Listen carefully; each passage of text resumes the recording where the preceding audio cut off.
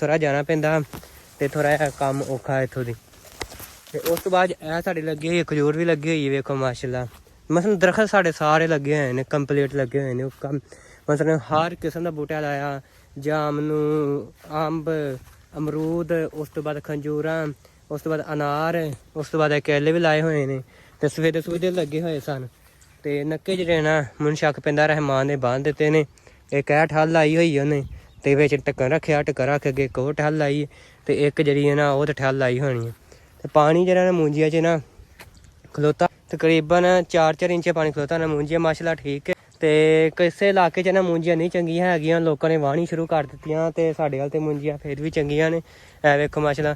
ਇਹ 'ਚ ਨਾ ਹੁਣ ਜਿਹੜਾ ਨਾ ਸਵਾਂਕ ਜਿਹੜਾ ਨਾ ਵਿੱਚ ਹੋ ਗਿਆ ਕਿਤੇ ਅਸੀਂ ਨਾ ਹੁਣ ਇਹਦੇ ਨਾ ਫਿਰ ਤੁਰ ਕੇ ਜਿਹੜਾ ਸਵਾਂਕ ਆ ਨਾ ਉਹ ਅਸੀਂ ਵੱਢਾਂਗੇ ਇਹਦੇ 'ਚੋਂ, ਅਤੇ ਜਿਹੜੀ ਮੂੰਜੀ ਨਾ ਸਾਫ਼ ਹੋ ਜਾਵੇ।